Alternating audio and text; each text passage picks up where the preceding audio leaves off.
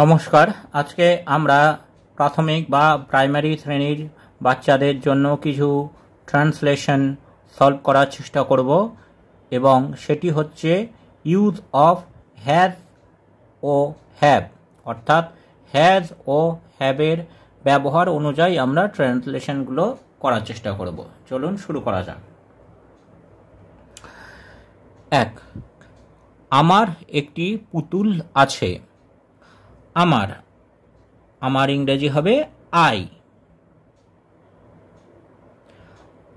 I এর পর আমরা জানি হ্যাভ বসে, তাহলে আই এর পর এখানে বসবে have.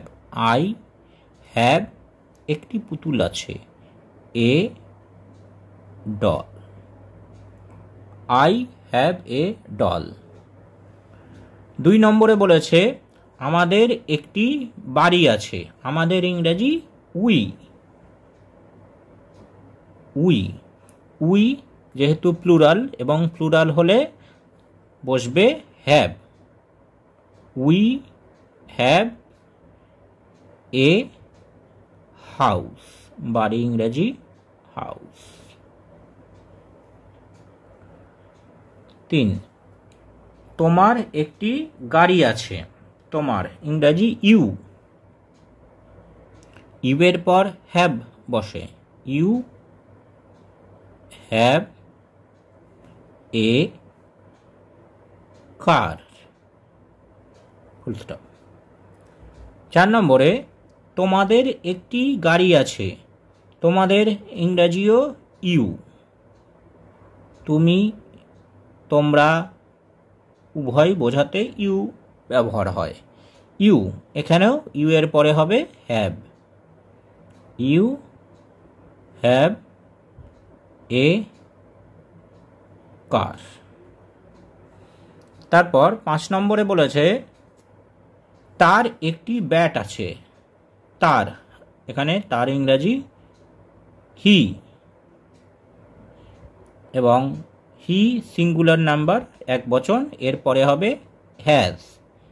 He has a bat. তার একটি ব্যাট আছে, হি হ্যাজ এ ব্যাট। রাজেশের একটি বল আছে। রাজেশ একটি ছেলের নাম। রাজেশ যেহেতু সিঙ্গুলার এরপরে হবে has. Has a ball. Rajesh has a ball. এরপর 7 নম্বরে বলেছে সীতার একটি ছাতা আছে। এটাও একজনের নাম আছে, সিঙ্গুলার নাম্বার। সীতা এখানে হ্যাজ হবে। Has an umbrella. Full stop. Sita has an umbrella. তারপর 8 নম্বরে বলেছে কুকুরের একটি লেজ আছে। কুকুরের ডগ, এটা সিঙ্গুলার নাম্বার। ডগ তাহলে সিঙ্গুলার নাম্বার হলে এখানে বসবে has. Dog has a tail. লেজ ইংরেজি হচ্ছে tail. Dog has a tail. তারপরে একটি গরুর 4টি পা আছে। তাহলে একটি গরু এ কাউ, যেহেতু সিঙ্গুলার নাম্বার বা এক বচন এরপরে হ্যাজ বসবে। A cow has 4 legs। একটি গরুর 4টি পা আছে। A cow has 4 legs। এবার 10 নম্বরে তাদের একটি সুন্দর বাগান আছে। তাদের ইংরেজি হচ্ছে দে। এটা প্লুরাল বহুবচন। দে এরপরে হবে হ্যাভ। দে হ্যাভ এ সুন্দর ইংরেজি beautiful. Beautiful garden.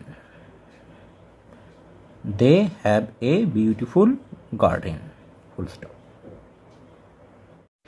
Thanks for watching this video.